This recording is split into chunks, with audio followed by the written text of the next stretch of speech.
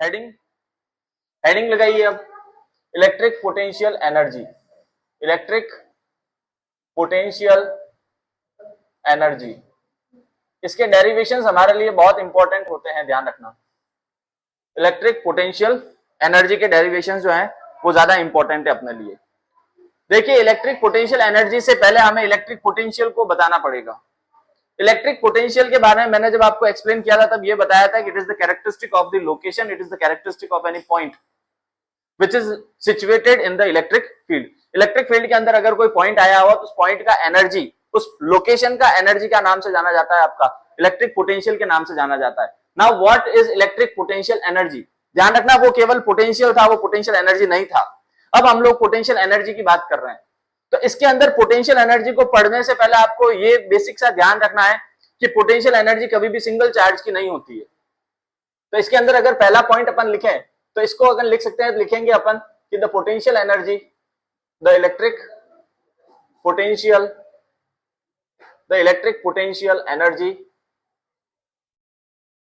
Of a single charge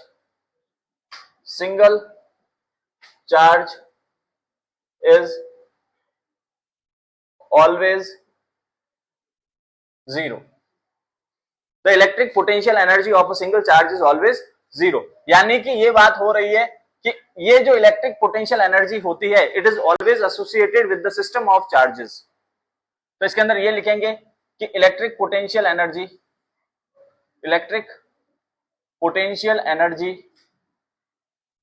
is associated with the system of charges, with the system of charges। अच्छा, यहां पे इस चीज का ध्यान रखना कि यहां पे मैं किसकी बात कर रहा हूं, सिस्टम ऑफ चार्जेस की बात कर रहा हूं। सिस्टम ऑफ चार्जेस का मतलब क्या होता है? अच्छा, सिस्टम का मतलब क्या होता है? कोई भी ऐसा अरेंजमेंट जिसके अंदर मिनिमम 2 पार्टिकल है। तो यानी हमारा सिस्टम ऑफ चार्जेस के अंदर मिनिमम कितने चार्जेस होने चाहिए? 2 तो चार्ज। अच्छा, सिंगल चार्ज का पोटेंशियल एनर्जी हमेशा कितना माना जाएगा? 0 होता है। तो कम से कम मेरे पास कितने चार्ज होने चाहिए आपके? 2 चार्ज होने चाहिए। अच्छा, 2 से ज्यादा कितने भी हो सकते हैं ना, 2 से ज्यादा कितने भी चार्जेस हो सकते हैं। तो मिनिमम कितने चार्ज होने चाहिए? तो इसके अंदर ये भी ऐड कर देते हैं कि मिनिमम 2 चार्जेस। मिनिमम कितने होने चाहिए अपने पास में? 2 चार्जेस होने चाहिए। अब अपन डिफाइन करते हैं कि इलेक्ट्रिक पोटेंशियल एनर्जी होती क्या है। ओके, अब समझना इसको। इनफाइनाइट की अगर बात करूं तो इनफाइनाइट पे इलेक्ट्रिक फील्ड कितना होता है? 0। अच्छा, पोटेंशियल एनर्जी हमने कैसे समझा हुआ पोटेंशियल एनर्जी को कि जब भी आप किसी ऑब्जेक्ट को फोर्स के अगेंस्ट मूव कर रहे हैं, डिस्प्लेस कर रहे हैं, तो उस केस में आपको वर्क करना पड़ता है and your work is stored as potential energy in that object, in that system. अगर मैं यहां पे 2 चार्जेस को रख देता हूं, एक Q1 है और दूसरा कौन सा है आपका? Q2।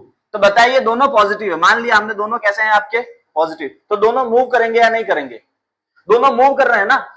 तो मूव करना किसको सिंबलाइज कर रहा है आपका यहाँ पे कि इनके पास क्या प्रेजेंट है? एनर्जी। अब बताइए, एनर्जी जो है ये स्टोर्ड फॉर्म में थी या मूविंग फॉर्म में, काइनेटिक के फॉर्म में? यहाँ पे अभी इनके पास ये एनर्जी स्टोर्ड फॉर्म में है या मूविंग काइनेटिक फॉर्म में? स्टोर्ड फॉर्म में। और स्टोर्ड फॉर्म वाली एनर्जी क्या कहलाती है? पोटेंशियल एनर्जी कहलाती है। अब देखिए, अगर अपन इसकी बात करेंगे तो यहां पे इन दोनों को क्या करके रखना पड़ेगा? मुझे पकड़ के रखना पड़ेगा, नहीं तो ये दोनों किधर चले जाएंगे? दूर चले जाएंगे। अब ये हम चाहते हैं कि ये दूर ना जाए, और दूर कहां तक दूर जाना चाहेंगे? ये इनफाइनाइट डिस्टेंस, ताकि इनका एनर्जी क्या हो जाए? 0। रिपल्शन के कारण ये दोनों कहां पहुंचना चाहेंगे? इनफाइनाइट तक जाना चाहेंगे। तो हमने इसको पकड़ के रखा है यहाँ पे। तो जब मैं इसको पकड़ के रख रहा हूं तो क्या मैं फोर्स के अगेंस्ट वर्क नहीं कर रहा इस केस में? तो मुझे काम करना पड़ रहा है ना। तो या तो मैं क्या बोलूंगा कि 2 चार्जेस को इनफाइनाइट से उठा के लाके एक अरेंजमेंट बनाऊं, तो उसमें वर्क करना पड़ेगा। नहीं तो उसको सिस्टम को बनाए रखने के लिए भी मुझे वर्क करना पड़ेगा। इस एनर्जी को अपन क्या बोलते हैं? इलेक्ट्रिक पोटेंशियल एनर्जी बोलते हैं। तो इसके बारे में आप लिखें, इलेक्ट्रिक पोटेंशियल एनर्जी के बारे में लिखें, इट इज द एनर्जी और work done in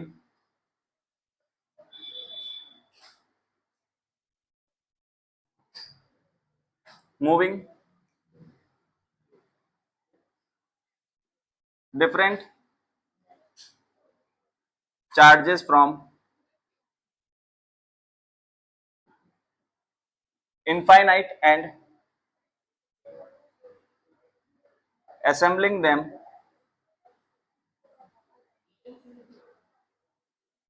as a system. What is electric potential energy?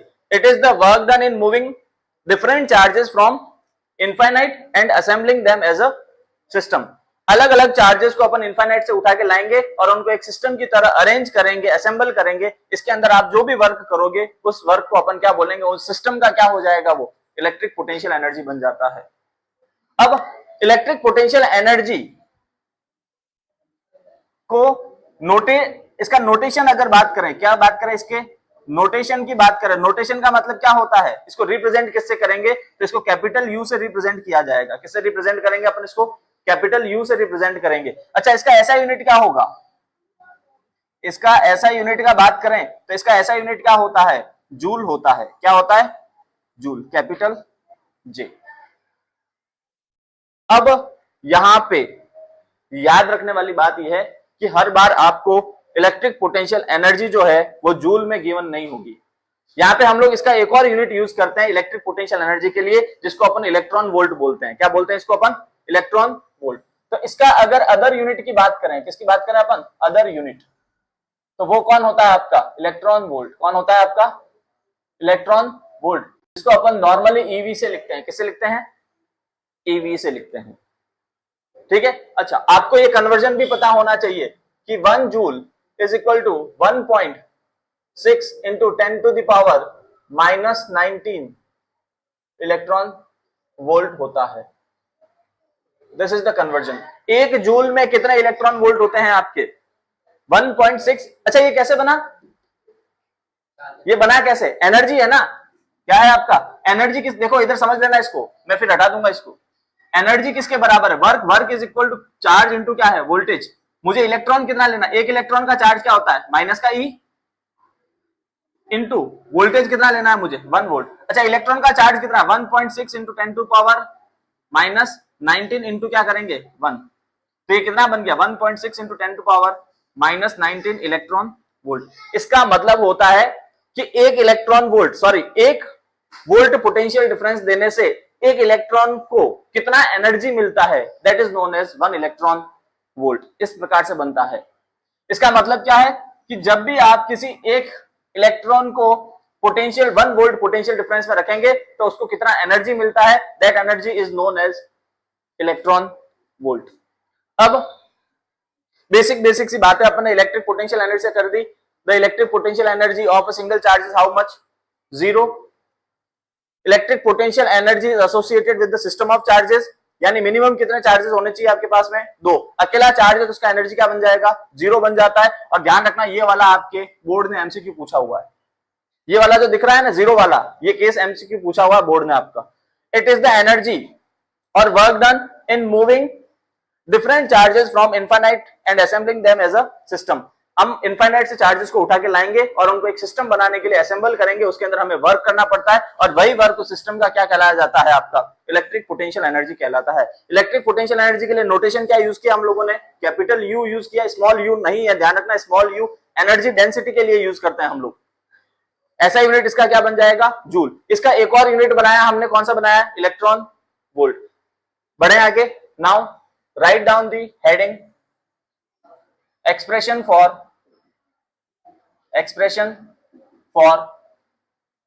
electric potential energy of a system of 2 charges. Expression for electric potential energy of a system of 2 charges. Derivation है आपका ये. देखिए इधर, electric potential energy क्या चीज है उसको समझना.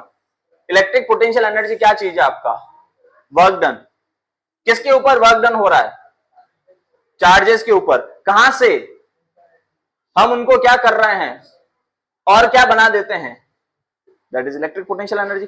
अब देखिए यहां पे किसी प्रकार का कोई चार्ज नहीं है स्पेस के अंदर, ठीक है, और ये वाला पॉइंट जो मान रखा है मैंने, कितना मान रखा है आपका, इनफाइनाइट। तो बताइए इनफाइनाइट पे इलेक्ट्रिक फील्ड का वैल्यू क्या होता है, 0।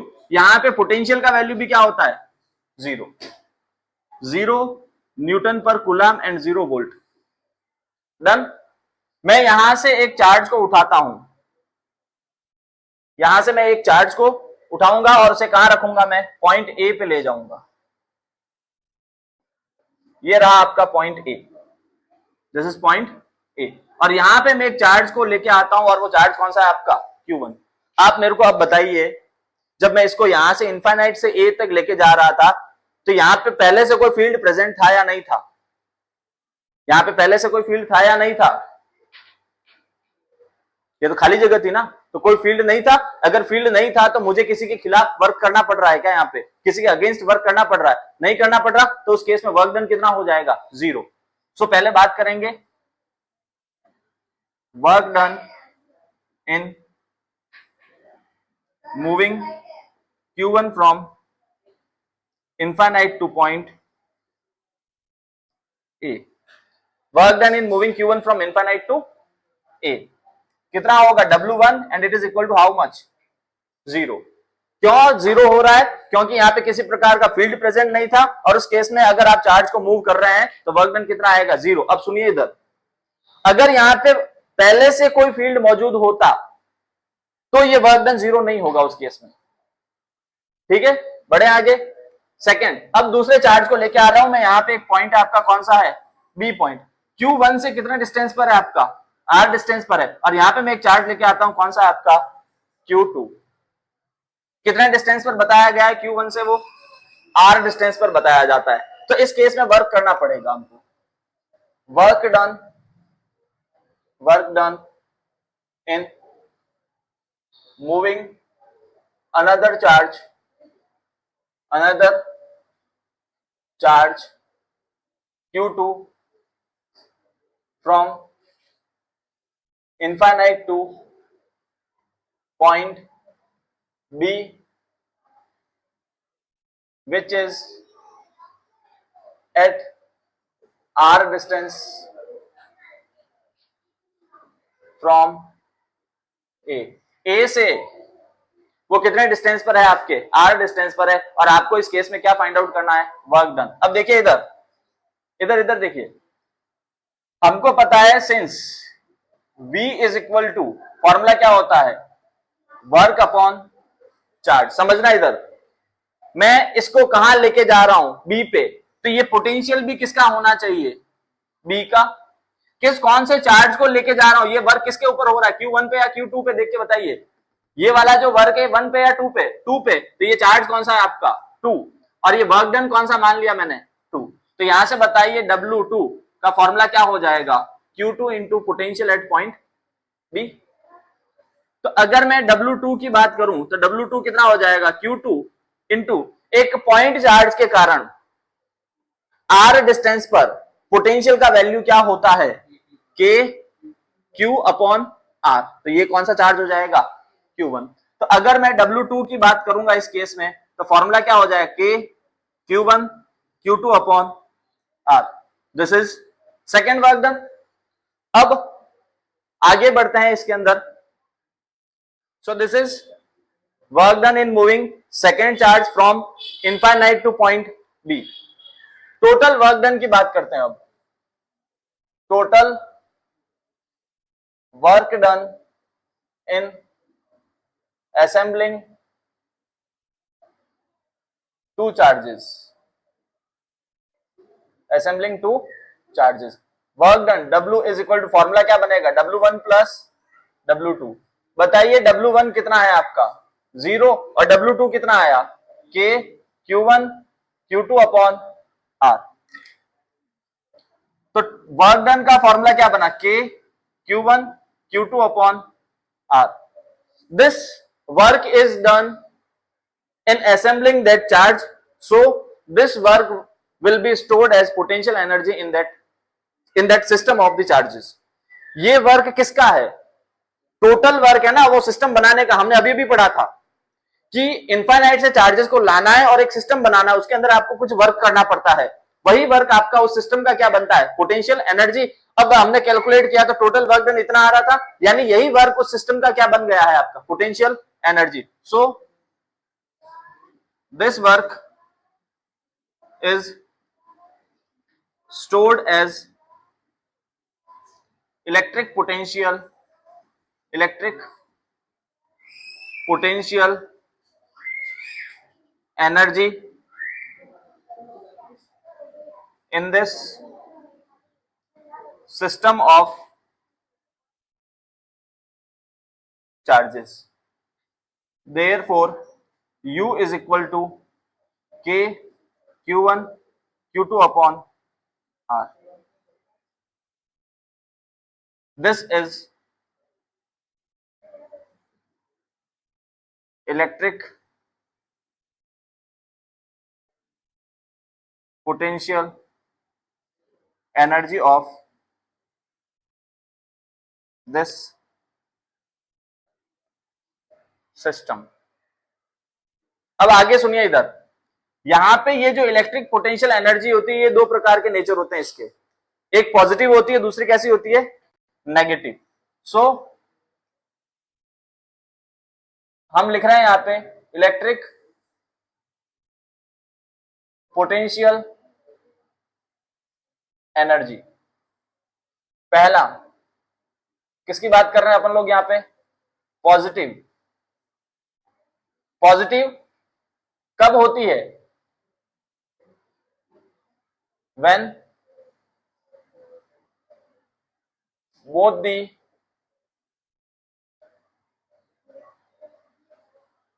Charges are of same nature, that is force of repulsion. जब चार्जेस के बीच में फोर्स ऑफ रिपल्शन होता है उस समय ये इलेक्ट्रिक पोटेंशियल एनर्जी हमेशा कैसी होती है? पॉजिटिव होती है। यानी कि अपन लिखेंगे तो U is equal two plus का K Q1 Q2 upon R। इसका एक मैथमेटिकल कंडीशन भी होता है कि ये तभी पॉजिटिव होती है जब आपका Q1 और Q2 का वैल्यू ग्रेटर देन क्या होता है? आपका 0 होता है। ये वाला एक बहुत टेक्निकल पॉइंट है इसके अंदर, और ऐसे क्वेश्चन आपके एमसीक्यू जनरली बोर्ड बनाता है। ठीक है, तो ध्यान रखना Q1 Q2 का वैल्यू किससे बड़ा होना चाहिए? 0 से बड़ा होना चाहिए, तभी आपका ये चार्जेस फोर्स ऑफ रिपल्शन आएगा उस केस में, और ये कैसा बनेगा? आपका इलेक्ट्रिक पोटेंशियल एनर्जी पॉजिटिव होगी। सेकंड पॉइंट अगर अपन बनाए तो ये पोटेंशियल एनर्जी कैसी होती है? आपका नेगेटिव होती है। नेगेटिव कब होगी? When both the charges are of opposite nature, यानी कि opposite nature, that is force of attraction. यानी U is equal to minus का K Q1 Q2 upon R। और इसके अंदर दूसरा पॉइंट याद रखना है कि ये तब होता है जब Q1 और Q2 इज स्मॉलर देन 0।